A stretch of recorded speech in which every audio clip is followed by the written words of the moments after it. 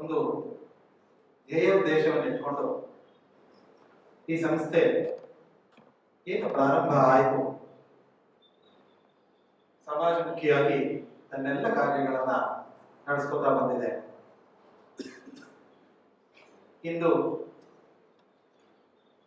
ಆರ್ಥಿಕವಾಗಿ ದುರ್ಬಲರಾಗಿರ್ತಕ್ಕಂತಹ ಪೋಷಕರ ಮಕ್ಕಳು ಏನು ನಮ್ಮ ಬಾಲ್ಯವಿಹಾರಕ್ಕೆ ಬರ್ತಾ ಇದ್ದಾರೆ, ಅವರಿಗೆ ಸಹಾಯ ಆಗಲಿ ಅನ್ನೋ ಒಂದು ನಿಮಿತ್ತ ಇಟ್ಕೊಂಡು ಈ ಕಾರ್ಯಕ್ರಮವನ್ನು ಹಮ್ಮಿಕೊಂಡಿದೆ ಪ್ರಶಾಂತ ಗಣಪತಿ ಸೇವಾ ಮಂಡಳಿ ಟ್ರಸ್ಟ್. ಈಗ ಕಾರ್ಯಕ್ರಮ ಆರಂಭ ಆಗುತ್ತೆ. ದೇವತಾ ಪ್ರಾರ್ಥನೆ ನಮ್ಮ ಚಿನ್ಮಯ ಬಾಲವಿಹಾರದ ಸೇವಿಕ ಆಗಿರ್ತಕ್ಕಂಥ ಕುಮಾರಿ ಯೋಗಿತಾ.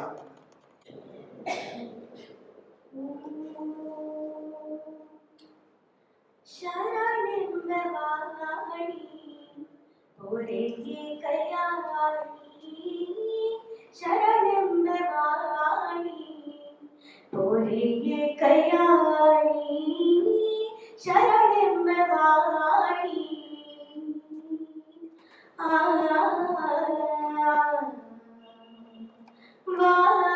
ವಾಗಾಭಿಮಾನಿ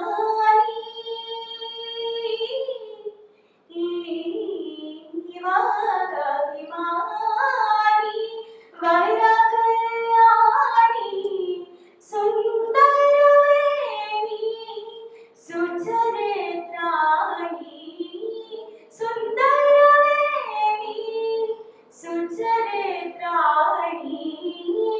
ಶರಣೆಂಬ ವಾಣಿ ಹೊರೆಗೆ ಕೈಯಾಡಿ, ಶರಣೆಂಬ ವಾಣಿ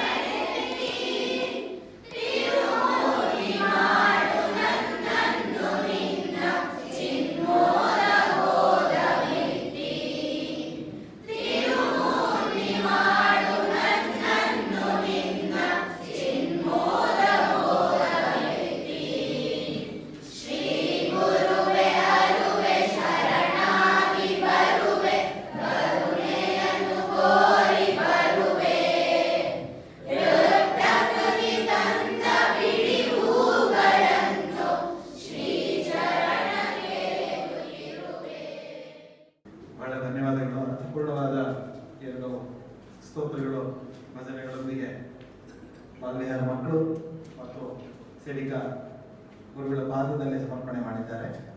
ಈಗ ಈ ಕಾರ್ಯಕ್ರಮ ಯಾಕೆ ಹುಡ್ಕೊಂತು, ಹೇಗೆ ಹುಡ್ಕೊಂತು, ಇದರ ಉದ್ದೇಶ ಏನು ಅನ್ನುವ ಪ್ರಾಸ್ತಾವಿಕ ಮತ್ತು ಸ್ವಾಗತ ಭಾಷಣವನ್ನು ಮಾಡಬೇಕಾಗಿ ನಮ್ಮ ಪ್ರಶಾಂತ ಗಣಪತಿ ಸೇವಾ ಮಂಡಳಿ ಟ್ರಸ್ಟ್ನ ವ್ಯವಸ್ಥಾಪಕ ಧರ್ಮದರ್ಶಿಗಳಾದ ಶ್ರೀ ಆರ್ ಸೇತುರಾಮ್ ಅವರನ್ನ ಕೇಳಿದರು.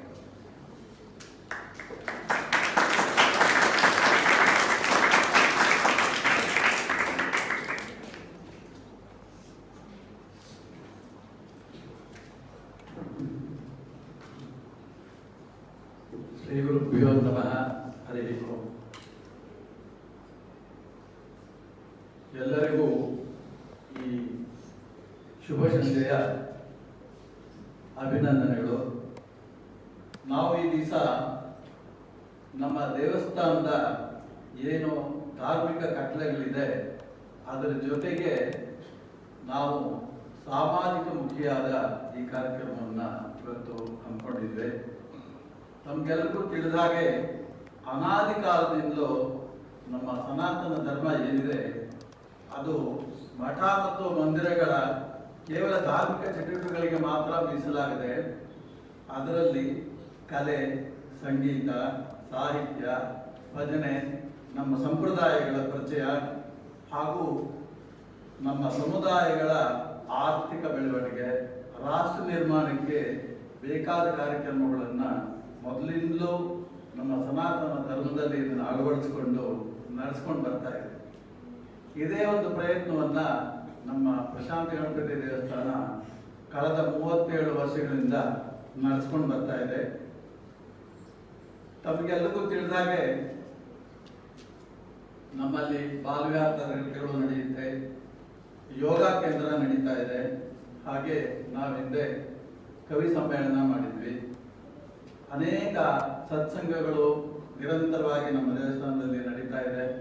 ಹಾಗೆ ಧಾರ್ಮಿಕ ವಿಷಯಗಳ ಪರಿಚಯ, ನಮ್ಮ ಧರ್ಮ ಗ್ರಂಥಗಳಾದ ರಾಮಾಯಣ, ಮಹಾಭಾರತ, ಭಗವದ್ಗೀತೆ ಇವುಗಳ ಪರಿಚಯವನ್ನ ನಿರಂತರವಾಗಿ ನಾವು ಸತ್ಸಂಗಗಳ ಮೂಲಕ ಮತ್ತು ಪ್ರವಚನಗಳ ಮೂಲಕ ಈ ಕಾರ್ಯಕ್ರಮವನ್ನ ನಡೆಸ್ಕೊಂಡು ಬರ್ತಾ ಇದ್ದೀವಿ. ಸೇತುರಾಮ್ ಸರ್ ಹೇಳಿದ ತರಾನೇ ಪೂಜ್ಯ ಸ್ವಾಮೀಜಿ ಆದಿತ್ಯಾನಂದರನ್ನು ಪ್ರಾಯಶಃ ವೇದಿಕೆಗೆ ಪರಿಚಯಿಸುವ ಅವಶ್ಯಕತೆಯೇ ಇಲ್ಲವೆಂದು ತೋರುತ್ತದೆ. ಆಧ್ಯಾತ್ಮಿಕ ಜಗತ್ತಿಗೆ ಸ್ವಾಮೀಜಿಯವರ ಕೊಡುಗೆ ಅಪಾರ.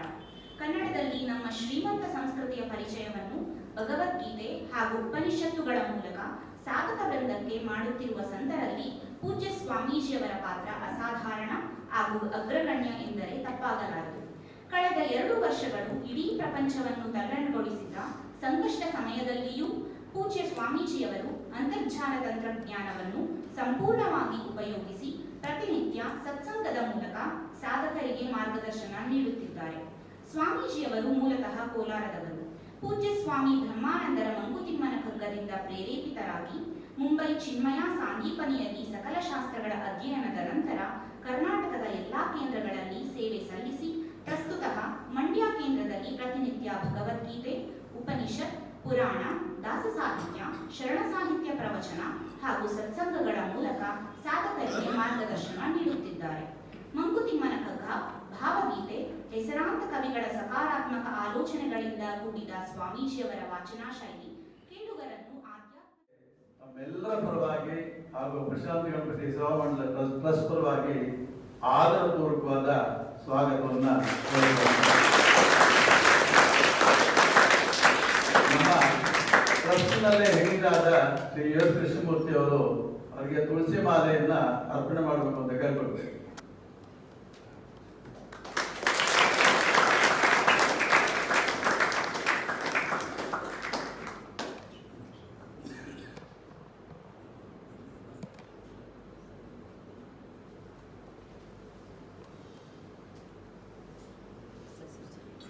ನಮ್ಮ ಈ ಕಾರ್ಯಕ್ರಮಕ್ಕೆ ಆಗಮಿಸಿರುವ ಎಲ್ಲ ದಾನಿಗಳನ್ನ ತುಂಬು ಹೃದಯದಿಂದ ನಾನು ಸ್ವಾಗತವನ್ನ ಕೋರ್ತೇನೆ.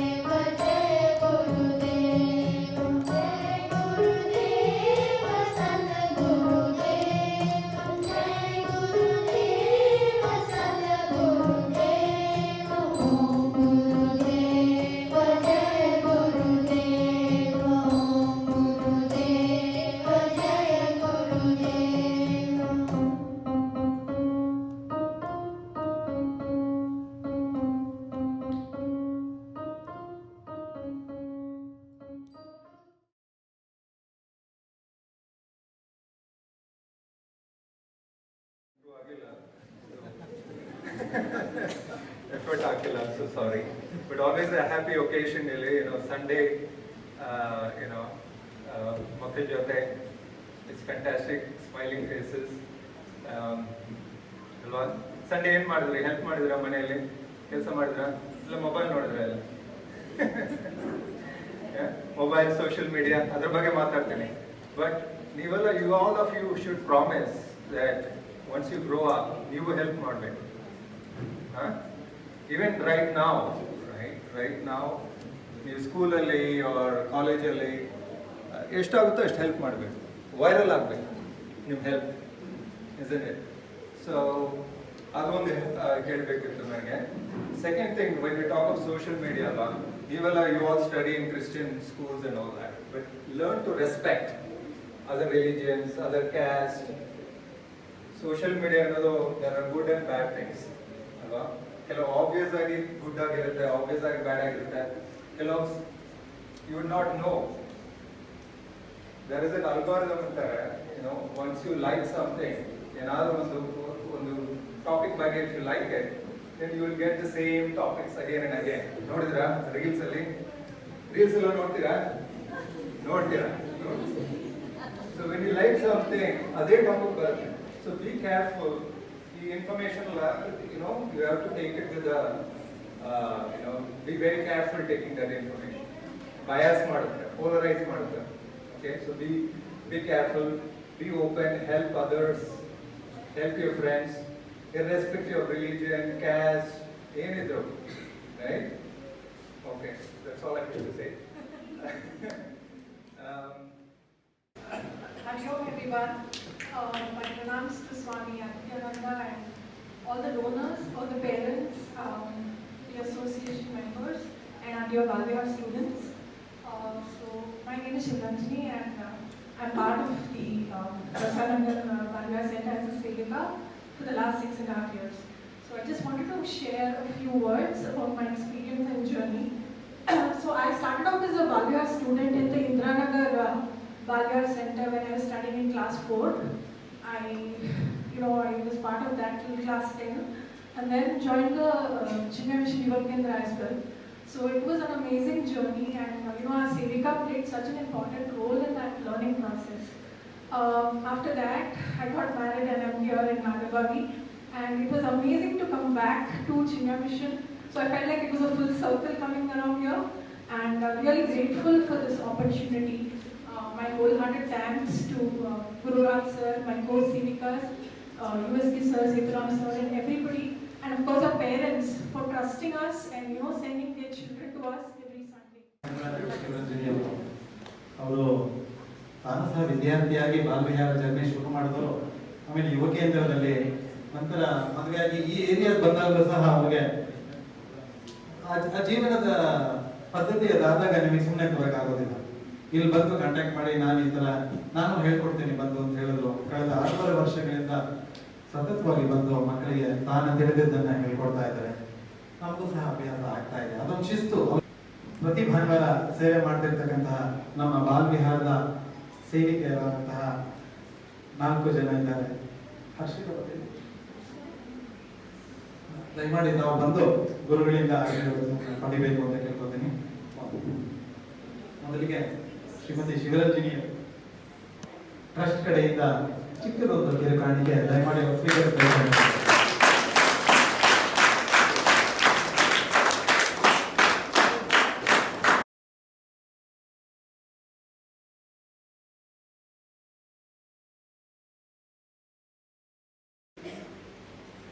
ಏನೇ ಕೇಳಿದ್ರೂ ಕೂಡ ಪ್ರಶ್ನೆ ಮಾಡೋದನ್ನ ಕಲಿತ್ಕೊಳ್ಬೇಕು. ನಮ್ಮಲ್ಲಿ ಒಂದು ಕೆಟ್ಟ ಅಭ್ಯಾಸ ಬಂದ್ಬಿಟ್ಟಿದೆ. ಸಂಪ್ರದಾಯದ ಹೆಸರಿನಲ್ಲಿ ಹೇಳಿದ್ದನ್ನ ಕೇಳಬೇಕು ಅಂತ, ಹೇಳಿದ್ದನ್ನ ಪ್ರಶ್ನಿಸಬೇಕು. ಹೇಳಿದ್ದನ್ನ ಕೇಳೋದು ಒಂದು ಹಂತ, ಅಭ್ಯಾಸ ಆಗೋಗ್ಬಿಟ್ರೆ ಎಲ್ಲದಕ್ಕೂ ಅಂತ ಯಾಕೆ ಪ್ರಶ್ನೆ ಕೇಳಿ. ನಿಮಗೆ ಗೊತ್ತಿರುವವರು ಅದಕ್ಕೆ ಉತ್ತರ ಕೊಡದೇ ಇರಬಹುದು, ಬಟ್ ಎಲ್ಲರನ್ನೂ ಕೇಳ್ತಾ ಇರಬೇಕು. ಯಾರೇ ಸಿಕ್ಕಲಿ ನನ್ನೊಂದು ಪ್ರಶ್ನೆ ಇದೆ.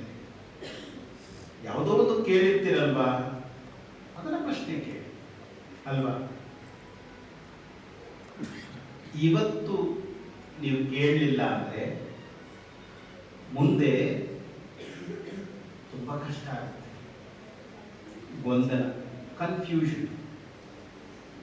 ಹೀಗಾಗಿ ನಮ್ಮಲ್ಲಿ ಹಿಂದೆ ಗುರು ಶಿಷ್ಯ ಪರಂಪರೆ ಇದ್ದಾಗ ನಿಮಗೆಲ್ಲ ಗೊತ್ತಿಲ್ಲ ಅನ್ಸುತ್ತೆ, ಸುಮಾರು 50+ ಇರುವಂಥವರು ಹಳ್ಳಿಯಲ್ಲಿ ಹುಟ್ಟಿ ಬೆಳೆದಿರೋರಿಗೆ ನಾನು ಓದಿದ ಶಾಲೆಯಲ್ಲಿ ನಾವೆಲ್ಲ ನೆಲದ ಮೇಲೆ ಕೂತ್ಕೊಳ್ತಾ ಇದ್ದೇವೆ. ಒಬ್ಬರೇ ಟೀಚರ್, ಒಂದೇ ರೂಮ್. ನನಗೆ ಗೊತ್ತಿಲ್ಲ ಯಾರಾದ್ರೂ ಓದಿದ್ರೆ ಆ ರೀತಿ. ನಾನಂತೂ ಅದೇ ರೀತಿನೇ ಓದಿದ್ದು. First standard, second standard, third standard, fourth ಸ್ಟ್ಯಾಂಡರ್ಡ್ಗೆ ಒಬ್ಬರೇ ಟೀಚರು. ಸಣ್ಣ ಮಕ್ಕಳು ಇಲ್ಲಿ ಸೆಕೆಂಡ್, ಥರ್ಡ್, ಫೋರ್ತ್ ಹೋಗಿ ಒಂದು ಮನೆ ಇರೋದು, ಅವ್ರ ಮೇಲೆ ಕೂತ್ಕೊಳ್ಳೋದು. ಯಾಕಂದ್ರೆ ಹೈಟಾಗಿ ಕಾಣಿಸ್ಬೇಕಲ್ಲ ಅವರು. ಇನ್ನು ಒಬ್ಬರೇ ಟೀಚರ್. ಒಂದು ಸಣ್ಣ ಕತೆ ಹೇಳ್ತೀನಿ, ಆಮೇಲೆ ನಾನೇ ಪ್ರಶ್ನೆ ಕೇಳ್ತೀನಿ. ಓಕೆ, ಇಮ್ಯಾಜಿನ್ ಒಂದು 100 years ಬ್ಯಾಕ್. ಎಷ್ಟು? 100 years. 100 years ಬ್ಯಾಕ್ ಈ ಟ್ರಾನ್ಸ್ಪೋರ್ಟ್ ಸರ್ವಿಸ್ ಏನಿರಲಿಲ್ಲ ಅಲ್ವಾ. ಹ್ಯಾಕ್ ಹೋಗ್ಬೇಕಾಗಿತ್ತು ಊರಿಗೆಲ್ಲ? ಒಂದು ನಡ್ಕೊಂಡು ಹೋಗೋದು, ಇಲ್ಲಾಂದ್ರೆ ಬಂಡಿ, ಬುಲಕ್ ಕಾರ್ಟ್ ಅಂತಾರಲ್ಲ, ಅದ್ರಲ್ಲಿ ಹೋಗ್ತಾರೆ. ಕೇಶು ಬೆಂಗಳೂರಿನಿಂದ ಮೈಸೂರಿಗೆ ಹೋಗ್ತಾ ಇದ್ದಾರೆ ನಡ್ಕೊಂಡು ಬೆಂಗಳೂರಿಂದ ಮೈಸೂರಿಗೆ ನಡ್ಕೊಂಡು ಹೋಗ್ತಾ ಇದ್ದಾರೆ. ಆಯ್ತು, ಹೀಗೆ ನಡ್ಕೊಂಡು ಹೋಗ್ತಾ ಇರ್ಬೇಕಾದ್ರೆ ಸ್ವಲ್ಪ ಎಲ್ಲಿಗೆ ಹೋದ? ಫಸ್ಟ್ ಬಿಡದಿ. ಬೆಂಗಳೂರಿಂದ ಮೈಸೂರು ಹೋಗ್ಬೇಕಾದ್ರೆ ಫಸ್ಟ್ ಯಾರು ಸಿಕ್ಕೋದು? ಬಿಡದಿ. ಬಿಡದಿಯಿಂದ ಸ್ವಲ್ಪ ಮುಂದೆ ಹೋದ್ರೆ ರಾಮನಗರ ಹೋಗೋಷ್ಟೊತ್ತಿಗೆ ಅವ್ರ ಜೊತೆಗೆ ಇನ್ನೊಬ್ಬ ಜಾಯಿನ್ ಆದ. ಯಾರು ಹೆಸರು ಕೊಡುವ? ನಿನ್ನ ಹೆಸರೇನು? ದೀಪಕ್. ಇನ್ನೊಬ್ಬರ ಹೆಸರು ಹೇಳ್ತೀವಿ, ನಿನ್ನ ಹೆಸರು ತಗೊಳ್ಳುವ. ಸೊ ಲೇಖೇಶ್ ಜೊತೆಗೆ ದೀಪಕ್ ಸೇರ್ಕೊಂಡು ಹೀಗೆ ನಡ್ಕೊಳ್ಳೋದು. ಮದ್ದೂರು ಬರೋ ಅಷ್ಟೊತ್ತಿಗೆ ತುಂಬಾ ಕತ್ಲಾಗೋಯ್ತು, 9 o'clock ಆಗೋಯ್ತು. ಇವಾಗ ರಾತ್ರಿ ಆಯ್ತು, ತಿನ್ಬೇಕು ಊಟ. ಏನ್ ಮಾಡೋದು? ಲೇಖೇಶ್ ತೆಗೆದ, ಅವರಮ್ಮ ಅವನಿಗೆ 5 ಚಪಾತಿ ಕೊಟ್ಟಿದ್ರು. ಎಷ್ಟು? 5 ಚಪಾತಿ. ದೀಪಕ್ ಅಮ್ಮ ಅವನಿಗೆ ಎಷ್ಟು ಕೊಟ್ಟಿದ್ರು? 3 ಚಪಾತಿ ಕೊಟ್ಟಿದ್ರು. ಇನ್ನೇನು ತಿನ್ನಬೇಕು ಅನ್ನುವಷ್ಟೊತ್ತಿಗೆ ಇನ್ನೊಬ್ಬ ಬಂದ. ಯಾರು? ಅಪ್ರಮೇಯ ಬಂದ.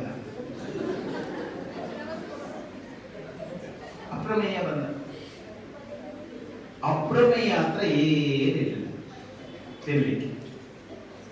ಅಪ್ರಮೇಯ ಹತ್ರ ತಿನ್ಲಿಕ್ಕೆ, ಬಟ್ ಅವನಿಗೂ ಹಸಿವಾಗ್ತಾ ಇತ್ತು. ಇನ್ನೇನು ತಿನ್ಬೇಕು ಅನ್ನೋ ಟೈಮ್ಗೆ ಇವ ಬಂದಿದ್ದಾರಲ್ಲ, ಕೊಡೋವಾಗಿಲ್ಲ ಬಿಡೋವಾಗಿಲ್ಲ. ಯೋಚನೆ ಮಾಡಿದ್ರು, 5 + 3 ಎಷ್ಟಾಯ್ತು?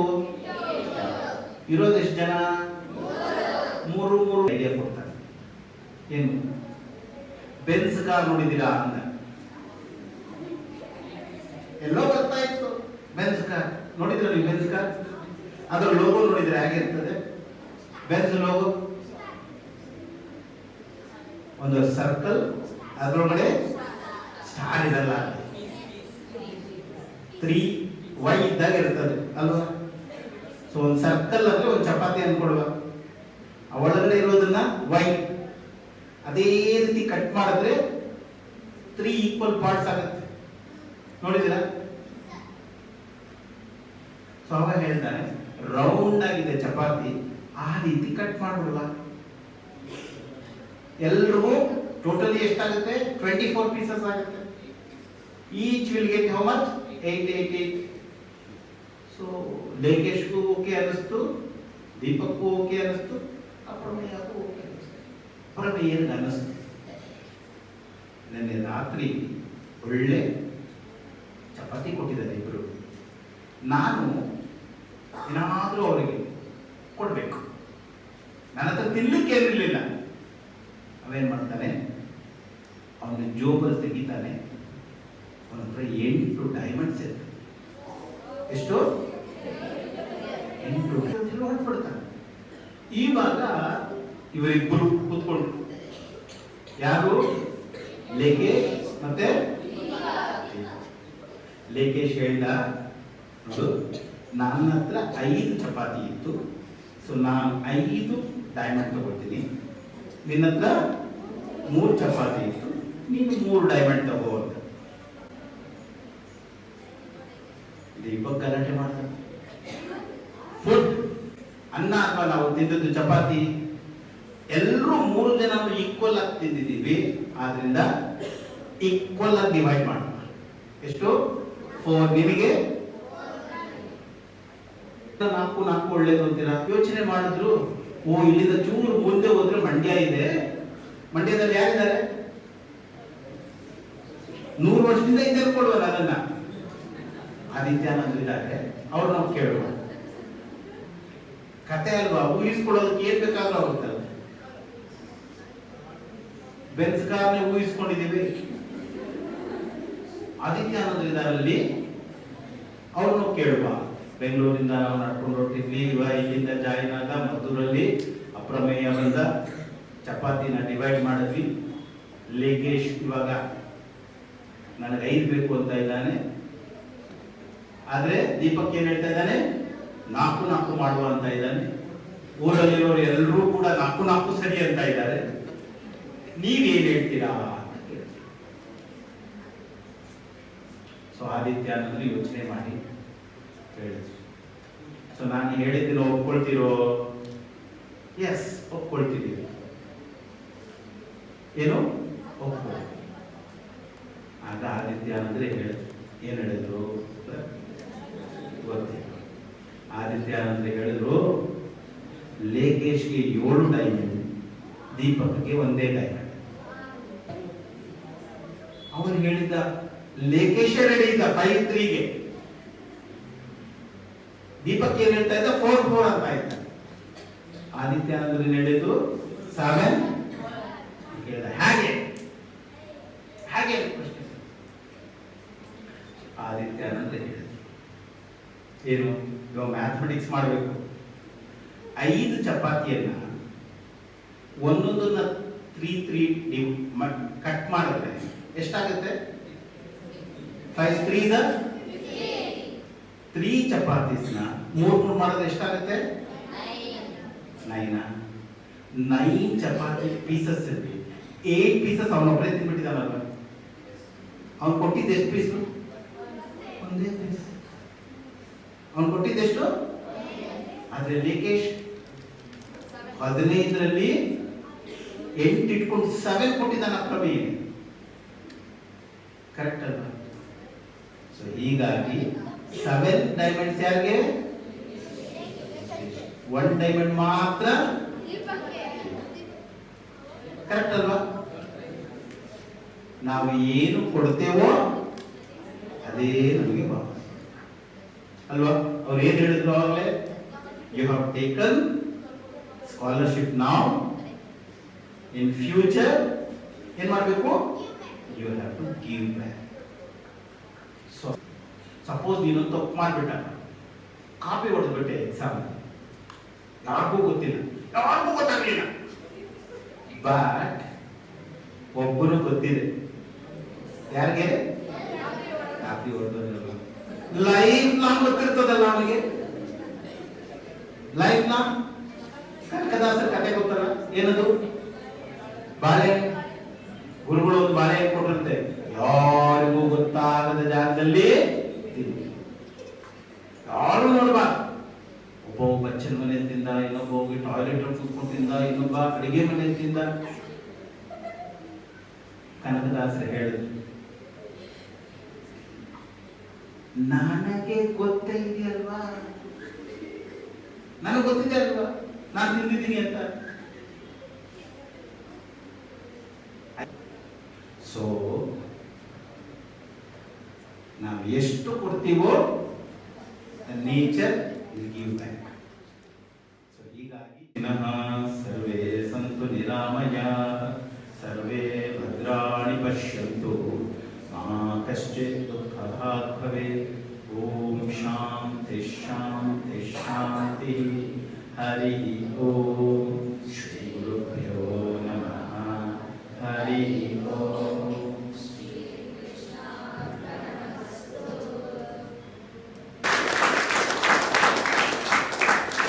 ನಮ್ಮ ಟ್ರಸ್ಟ್ನ ವ್ಯವಸ್ಥಾಪಕ ಧರ್ಮದರ್ಶಿಗಳಾದ ಶ್ರೀ ಕೆ.ಆರ್. ಸೇತುರಾಮ್ ಅವರು ಗುರುಗಳಿಗೆ ಗೌರವ ಸಮರ್ಪಣೆ ಮಾಡಬೇಕು ಅಂತ ಹೇಳಿ.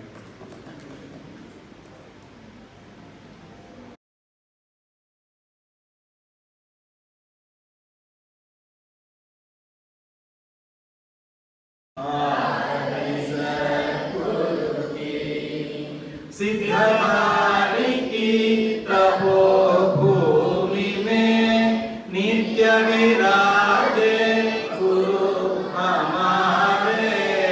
भक्त हृदय आनंद स्रोत की. भक्त हृदय आनंद स्रोत की. आरती श्री चिन्मय सद्गुरु की. आरती सद्गुरु की. आरती सद्गुरु की. आरती सद्गुरु की. बोलो सद्गुरु चिन्मयानंद महाराज की. बोलो प्रशांत गणपति की.